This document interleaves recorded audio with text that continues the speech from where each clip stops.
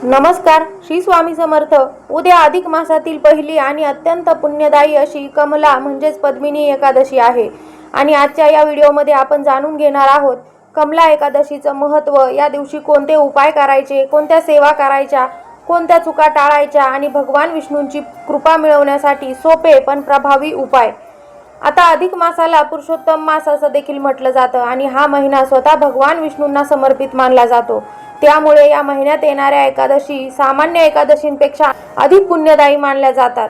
आता यावर्षी पहिली कमला म्हणजे पद्मिनी एकादशी बुधवार 27 मे रोजी आलेली आहे आणि दुसरी परमा एकादशी 11 जून रोजी आहे. शास्त्रात असं सांगितलं आहे की अधिक मासातील या एकादशींना भगवान विष्णूंची पूजा, उपवास, दान आणि मंत्रजप केल्यानं शेकडो अश्वमेध यज्ञांइतकं पुण्य प्राप्त होतं आणि म्हणून जरी तुम्ही वर्षभरातील एकादशी करत नसाल तरीही अधिक मासातील या 2 एकादशींचं व्रत नक्की करा, कारण धार्मिक मान्यतेनुसार या व्रतामध्ये वर्षभरातील सर्व एकादशींचं पुण्य प्राप्त होतं. आता आपण जाणून घेऊया की या एकादशीच्या दिवशी कोणते उपाय आणि सेवा आपल्याला करायचे आहे. आता सर्वात आधी सकाळी लवकर उठून स्नान करावे. शक्य असेल तर ब्रह्ममुहूर्तावरच उठा. गायत्री मंत्राचा जप करावा. यामुळे मन शांत होतं आणि सकारात्मक ऊर्जा मिळते. शक्य असल्यास पिवळ्या रंगाचे कपडे परिधान करा. त्यानंतर भगवान विष्णूंना पिवळी फुलं, तुळशीपत्र, फळं आणि मिठाई अर्पण करावी, कारण भगवान विष्णूंना पिवळा रंग अतिशय प्रिय मानला जातो. पण एक गोष्ट लक्षात ठेवा, एकादशीच्या दिवशी तुळशीची पानं तोडायची नाही. शक्य असेल तर तुळशीपत्र आधीच्या दिवशीच तोडून ठेवायची आहे आणि या दिवशी चुकूनही तुळशीला पाणी अर्पण करू नका, कारण धार्मिक मान्यतेनुसार एकादशीच्या दिवशी तुळशी माता सुद्धा निर्जला उपवास करतात. संध्याकाळी तुळशीसमोर गाईच्या तुपाचा दिवा नक्की लावा आणि दिवा लावल्यानंतर ओम नमो भगवते वासुदेवाय हा मंत्र म्हणून 11 प्रदक्षिणा तुळशीला घालायच्या आहे. आता हा उपाय घरातील नकारात्मकता दूर करून सुख, शांती आणि समृद्धी आणतो. तसेच तुळशीपाशी शुद्ध गायच्या तुपाचा दिवा लावताना दिव्याखाली थोड्या अक्षता म्हणजे अखंड तांदूळ ठेवावे. हा उपाय आर्थिक अडचणी दूर करण्यासाठी शुभ मानला जातो. तसेच तुळशीला पिवळा किंवा मौली धागा बांधावा. हा उपाय नोकरी आणि धनलाभासाठी अत्यंत शुभ मानला जातो. आता भगवान विष्णूंना केशर लावलेल्या दुधानं अभिषेक करणं सुद्धा खूप फलदायी मानलं जातं. असं केल्याने आपल्या मनातील सर्व मनोकामना पूर्ण होतात आणि घरामध्ये सुख समृद्धी वाढते. त्यामुळे या एकादशीच्या दिवशी भगवान विष्णूंना केशर टाकून दुधानं अभिषेक नक्की करा. आता या दिवशी भगवान श्रीहरी विष्णूंना खीर किंवा पांढऱ्या मिठाईचा नैवेद्य दाखवावा आणि नैवेद्यामध्ये तुळशीपत्र नक्कीच ठेवायचं आहे. यामुळे भगवान विष्णू आपल्यावर प्रसन्न होतात. तसेच जर तुमच्या घराजवळ एखादं विष्णू मंदिर असेल तर त्या विष्णू मंदिरात जाऊन नारळ आणि बदाम अर्पण करणं सुद्धा शुभ मानलं जातं. हा उपाय केल्याने आपल्या कामातील अडथळे दूर होतात. आपलं जे काही अडकलेलं काम असेल ते पूर्ण होण्यास मदत होते. आता अधिक मासातील एकादशीला दानाचं खूप महत्त्व आहे, म्हणून या दिवशी पिवळे कपडे, पिवळी फळं किंवा पिवळं धान्य गरजू लोकांना दान करा. तसंच अन्नदान, जलदान आणि दीपदान सुद्धा या एकादशीच्या दिवशी नक्की करा. शास्त्रानुसार या दिवशी केलेलं दान अधिक पटींनी आपल्याला पुण्यप्राप्ती करून देतं आणि म्हणून या कमला एकादशीच्या दिवशी आपल्याला अन्नदान किंवा दीपदान नक्की करायचं आहे. तसेच जर तुमच्याकडे दक्षिणावर्ती शंख असेल तर त्या दक्षिणावर्ती शंखामध्ये एकादशीच्या दिवशी पाणी भरून भगवान विष्णूंना त्याचा अभिषेक करायचा आहे.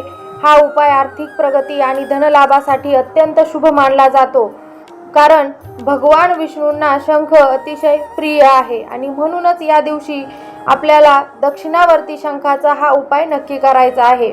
आता आणखी एक महत्त्वाचा उपाय आहे आणि तो म्हणजे आपल्याला कमला एकादशीच्या दिवशी संध्याकाळी आपल्याला पिंपळाच्या झाडाला हळद टाकून 1 तांब्याभर पाणी अर्पण करायचं आहे आणि संध्याकाळीच पिंपळाच्या झाडाखाली शुद्ध गाईच्या तुपाचा दिवा लावायचा आहे. आता असं म्हणतात की पिंपळाच्या झाडामध्ये भगवान विष्णूंचा वास असतो आणि हा उपाय जर आपण एकादशीच्या दिवशी केला तर कर्जमुक्तीसाठी शुभ मानला जातो. जर काही आर्थिक समस्या असतील तर त्या दूर होतात. तसेच पैशाशी संबंधित समस्या सुद्धा या उपायानं दूर होत असतात. आता या कमला एकादशीच्या दिवशी काही गोष्टी टाळणं सुद्धा खूप महत्त्वाचं आहे.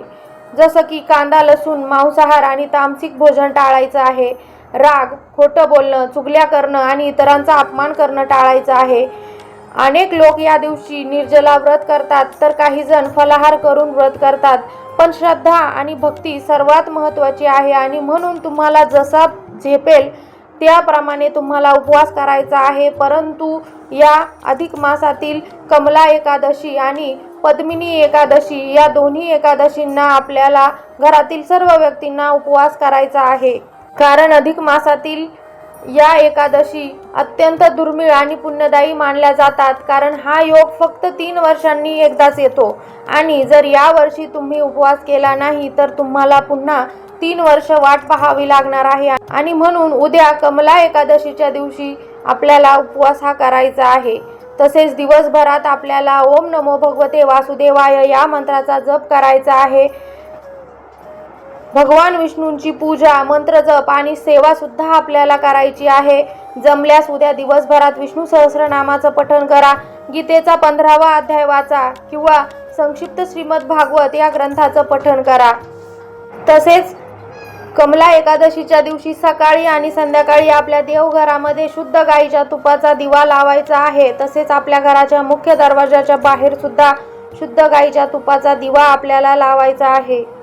तर अशा प्रकारे आपल्याला अधिक मासातील एकादशीच्या दिवशी काही सेवा आणि महत्त्वाचे उपाय करायचे आहे. हे उपाय करताना श्रद्धा आणि विश्वास महत्त्वाचा आहे आणि म्हणूनच कोणताही उपाय किंवा सेवा करताना तुमच्या मनामध्ये भगवान श्री हरी विष्णूंविषयी भक्ती ही महत्त्वाची आहे. भगवान विष्णू आणि माता लक्ष्मीची कृपा आपल्या घरावर सदैव राहो. आता जर माहिती आवडली असेल तर चॅनलला सबस्क्राईब करा. व्हिडिओ तुमच्या मित्रपरिवारासोबत शेअर करा. पुन्हा भेटू नवीन माहितीसोबत. तोपर्यंत धन्यवाद. श्री स्वामी समर्थ.